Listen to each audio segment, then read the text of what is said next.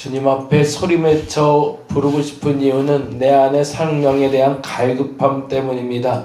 주 성령으로 채워 주시옵소서. 주 성령의 능력으로 가득 채워 주옵소서. 주 성령의 마음으로 가득 채워 주옵소서. 이 갈급함을 채우고 이 갈증을 채우고 나의 문제를 해결할 분 오직 예수밖에 없사오니, 오직 주의 영밖에 없사오니, 주 성령이여 주 성령이여 오늘 이 시간에 임하여 주옵시고, 주 성령이여 주 성령이여 오늘 이 시간 임하여 주옵시고, 저들의 마음을 쓸어안아 주옵시고, 회복시켜 주시고, 변화시켜 주시고, 치유해 주시며 응답하여 주시옵소서. 나사렛 예수 그리스도의 이름으로 명하노니 저들을 아프게 하고 힘들게 하고 어렵게 하고 근심하게 했던 모든 악한 것들은 떠나갈지어다. 떠나갈지어다. 떠나갈지어다. 나사렛 예수 그리스도의 이름으로 명하노니 저들을 걱정하게 만들었고, 저들을 근심하게 만들었고, 저들을 속상하게 만들었고, 저들을 억울하게 만들었고, 저들을 원망하게 만들었던 모든 악한 영들은 나사렛 예수 그리스도의 이름으로 명하노니 떠나갈지어다. 떠나갈지어다. 떠나갈지어다. 떠나갈지어다. 주 성령이여 역사하여 주시옵소서. 하나님이 역사하실 줄로 믿습니다. 주께서 역사하실 줄로 믿습니다. 주여 채워 주시옵소서. 감사합니다. 감사합니다. 고마우신 예수 그리스도의 이름으로 기도드렸습니다. 아멘. 아멘. 아멘. 사도행전 10장에 있는 말씀 계속 보고 있습니다. 10장 34절에서 48절까지. 긴 말씀이지만 같이 한번 읽고 말씀 나누도록 하겠습니다. 성령께서 하시지 않으면 안 된다는 믿음으로 기도하시기 바랍니다. 의탁하시기 바랍니다. 요번에 우리 지방 연합성회 때 그 얘기했는데, 여기는 물이 차져 있는데 어떻게 하다 보니까 지방 성회 때 강사님 물잔에다가 이렇게 뚜껑까지 덮었는데, 이거 이제 투명하니까 이제 물이 있는 걸 보이는데 누가 실수를 했는지 물에다 물을 안 담아놨더라고요. 그러니까 빈컵 갖다 놨더라고요. 그래서 얼마나 황당했던지. 근데 그때 하필이면 그 강사님 예화가 그거였어요. 요게 뭐가 채워져 있으면 주께서 채울 수 있겠냐고 그 예화를 들려고 병을 들었는데 열어보니까 아무것도 없는 거예요. 그래서 야, 이거는 성령의 역사하십니다. 이건 아무나 할 수 있는 실수는 아니다. 그렇게 얘기하시더라고요. 그 얘기 안 했으면 그분 얼마나 민망했을까 싶어요. 나름대로. 그러니까 아마 생각이 그랬던 것 같아요. 컵 깨끗이 씻어서 이제 놓은다고 놨는데 미처 이게 안 보이니까 뚜껑만 닫아놓고 그냥 올려놔 버린 거예요. 세상에 그런 일이 있더라고요. 네. 우리가 하나님의 채우심을 받으려면 이 안에 내 생각이 가득 차 있으면 아무것도 채워질 수 없습니다. 비워져야지 채워지는 거죠. 깨끗이 비우셔서 성령으로 가득 채우시는 저와 여러분 되시기 간절히 바랍니다. 네. 34절에서 48절까지 같이 한 목소리로 읽도록 하겠습니다. 베드로가 입을 열어 말하되 내가 참으로 하나님은 사람의 외모를 보지 아니하시고 각 나라 중 하나님을 경외하며 의를 행하는 사람은 다 받으시는 줄 깨달았도다. 만유의 주 되신 예수 그리스도로 말미암아 화평의 복음을 전하사 이스라엘 자손에게 보내신 말씀 곧 요한이 이 성세를 반포한 후에 갈릴리에서 시작하여 온 유대에 두루 전파된 그것을 너희도 알거니와 하나님이 나사렛 예수에게 성령과 능력을 기름 붓듯 하셨음에 그가 두루 다니시며 선한 일을 행하시고 마귀에게 눌린 모든 사람을 고치셨으니 이는 하나님이 함께 하셨음이라. 우리는 유대인의 땅과 예루살렘에서 그가 행하신 모든 일의 증인이라. 그들이 나무에 달아 죽였으나 하나님이 사흘 만에 다시 살리사 나타내실 때 모든 백성에게 하신 것이 아니요 오직 미리 택하신 증인 곧 죽은 자 가운데서 부활하신 후 그를 모시고 음식을 먹은 우리에게 하신 것이라. 우리에게 명하사 백성에게 전도하되 하나님이 살아있는 자와 죽은 자의 재판장으로 정하신 자가 곧 이 사람인 것을 증언하게 하셨고 그에 대하여 모든 선지자도 증언하되 그를 믿는 사람들이 다 그의 이름을 힘입어 죄사함을 받는다 하였느니라. 베드로가 이 말을 할 때에 성령이 말씀 듣는 모든 사람에게 내려오시니 베드로와 함께 온 할례 받은 신자들이 이방인에게도 성령 부어주심으로 말미암아 놀라니 이는 방언을 말하며 하나님 높임을 들음이로다. 이에 베드로가 이르되 이 사람들이 우리와 같이 성령을 받았으니 누가 능히 물로 세례 베품을 금하리요 하고 명하여 예수 그리스도의 이름으로 세례를 베풀라 하니라. 그들이 베드로에게 며칠 더 머물기를 정하니라. 아멘. 아멘. 참 기가 막힌 말씀이 나오고 있는데요.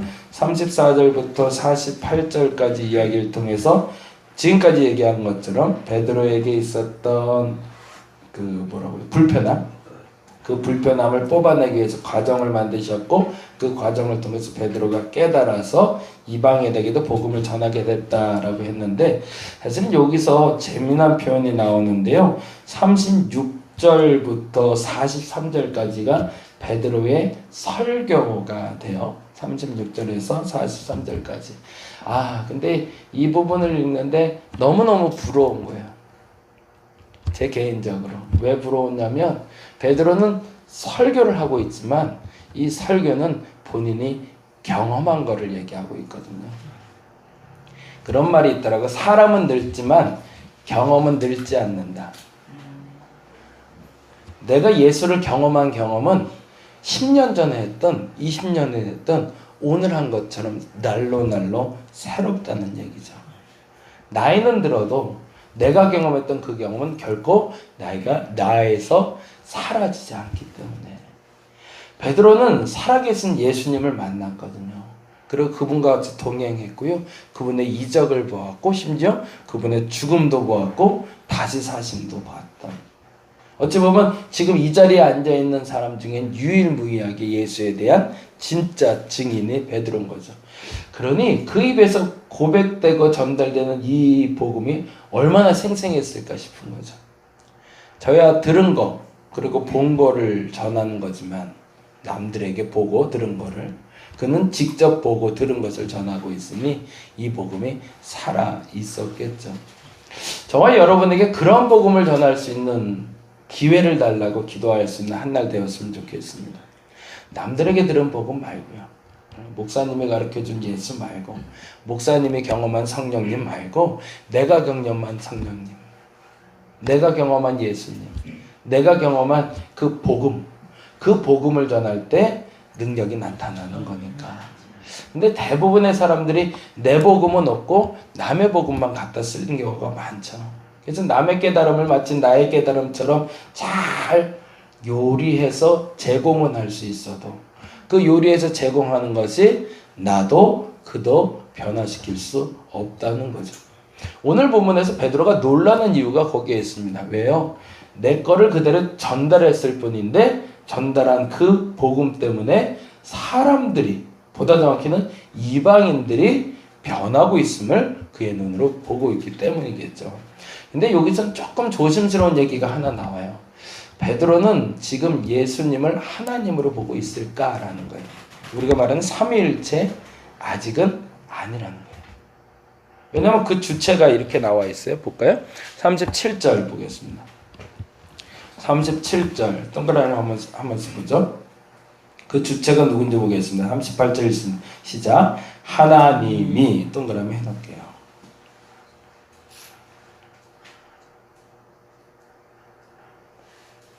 하나님이 주관자로 기록되고 있습니다. 그리고 그 주관하신 하나님이 누구를 이용하시는 거죠? 나사렛 예수를 사용하시는 거죠. 예. 아직까지는 신적인 예수라기보다는 가장 위대한 선지자 중 하나 정도로 베드로도 인식하고 있었던 거죠. 근데 그의 역할을 이제는 얘기할 거예요. 38절 다시 읽습니다. 하나님이 나사렛 예수께서 성령과 능력의 기름 붓듯 하셨음에 가득 채워준 분이라는 거죠. 이 땅에 오셨던 그가 두루 다니시며 선한 일을 행하시고 마귀에 눌린 모든 사람을 고치셨으니 이는 뭐라고요? 하나님이 동그라미랄게요. 그가 그렇게 할 수 있었던 이유는 그가 하나님이셨기 때문이 아니라 그와 하나님이 함께 하셨기 때문이라고 이해하고 있는 거죠.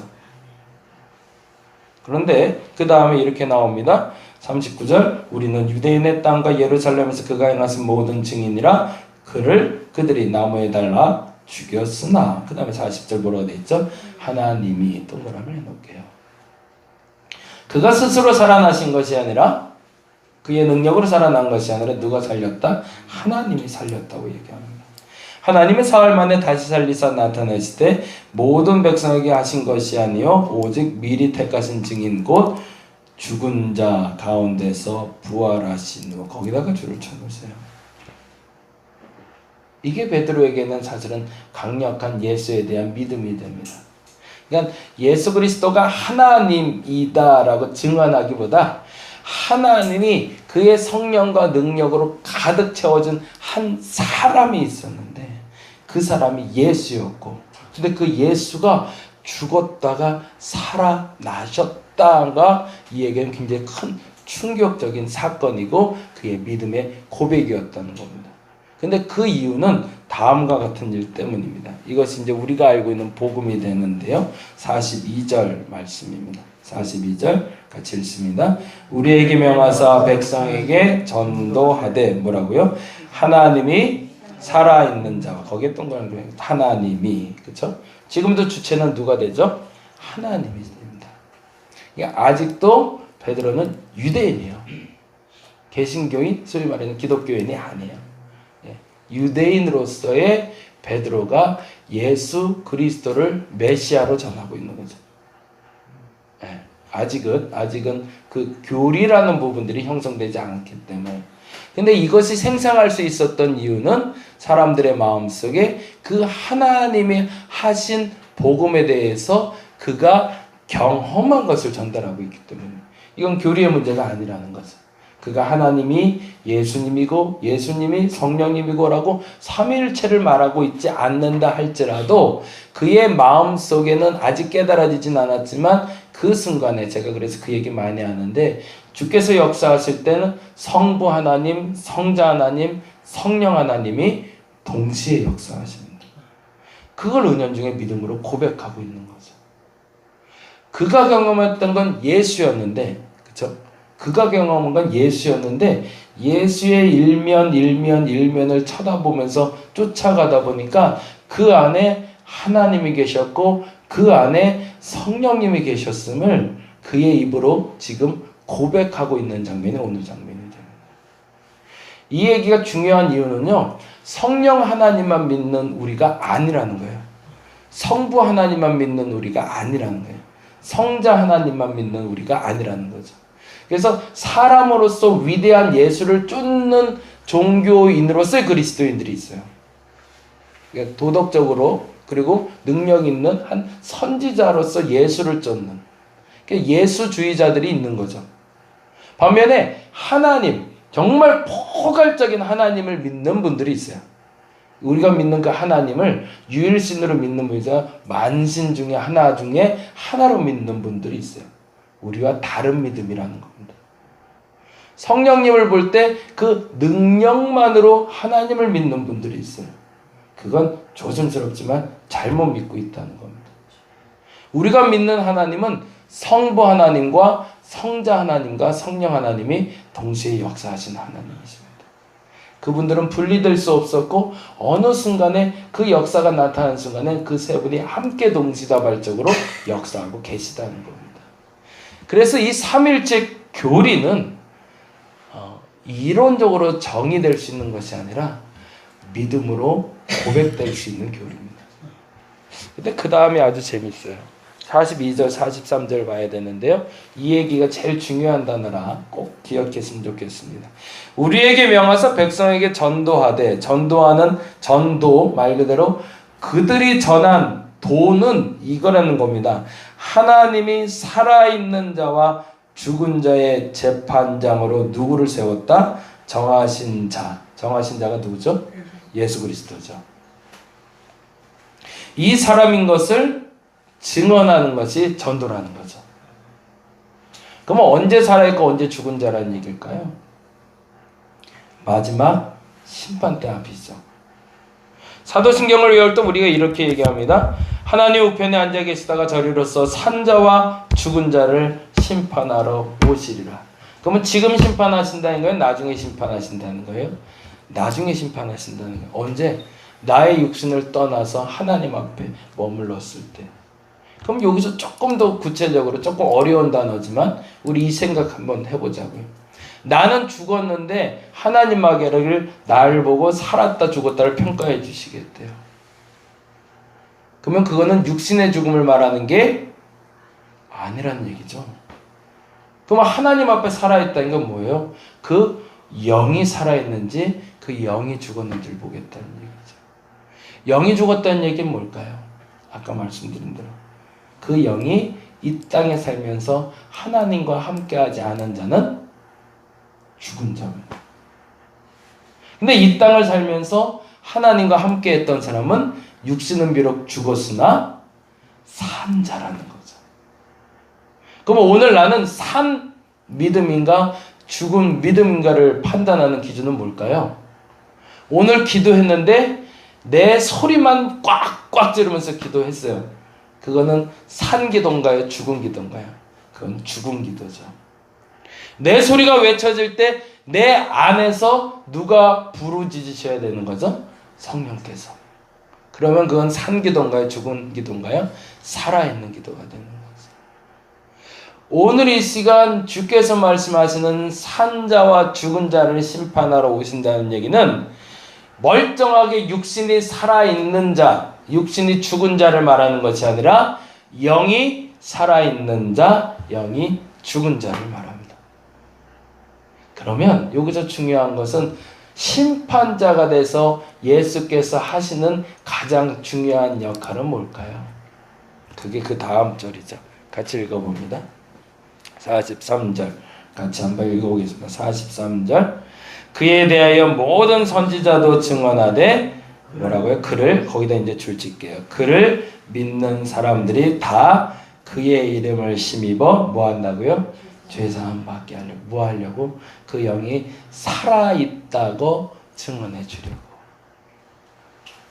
그건 무슨 말이에요? 내가 살아있고 싶어서 살아있는 게 아니라는 거죠. 네. 내가 살고 싶다고 사는 게 아니라는 겁니다. 그럼 누가 살려주셔야 된다는 거죠? 예수께서 나를 살려주셔야 내가 산다는 거죠. 아까 맨 처음에 말한 것처럼 잔이 비워져야 성령이 임하시는 것이고 내가 비워져야 예수께서 내게 역사하실 수 있습니다. 오늘 이 시간 그 영이 살아있는 기도를 할 수 있기를 간절히 바랍니다. 그냥 부르짖는 것이 아니라 그냥 기도하는 것이 아니라 하나님이 함께하는 기도, 하나님이 받으실 만한 기도, 하나님이 들으실 만한 기도, 하나님이 듣고 응답하실 기도, 살아있는 기도, 살아있는 영으로 오늘 고백되어질 수 있는 저와 여러분 되시기를 간절히 바랍니다. 기도하겠습니다. 살아 숨쉬고 있는가 물어보십니다. 너는 지금 살아 숨쉬고 있는가? 정말 살아있는 게 맞는가? 내가 정말 살아있는 거라면 내 곁에 계신 하나님을 경험할 수 있어야 됩니다. 하나님이 함께 하시면 그 시간은 살아있는 시간입니다. 근데 하나님이 함께 하시지 않으면 이 시간은 죽은 시간이 됩니다. 오늘 이 시간 나와 함께 하여 주옵소서. 오늘 시간 나의 기도와 함께 하여 주시옵소서. 내가 부르짖을 때 내 마음의 슬픔과 내가 부르짖을 때 내 마음의 기쁨을 함께 하여 주시옵소서. 오늘 시간 그 하나님의 마음을 느끼길 원합니다. 그 하나님의 마음으로 기도하길 원합니다. 저들의 마음속에 임재하여 주시사 하나님의 마음으로 기도하고 하나님의 마음으로 탄원하고 하나님의 마음으로 감사하여 진짜 하나님의 기쁨과 평안과 위로를 얻어갈 수 있는 저들 되게 하여 주시옵소서. 이 시간이 살아있는 기도의 시간이 될 줄로 믿습니다. 이 시간이 성령의 역사하심이 나타나는 시간이 될 줄로 믿습니다. 성령께서 주관하실 수 있도록 깨끗이 나를 비우게 하여 주옵시고 성령의 충만함으로 나를 채워 주시옵소서. 감사합니다. 고마우신 예수님 이름으로 기도드렸습니다. 다 같이 기도하고 돌아가도록 하겠습니다.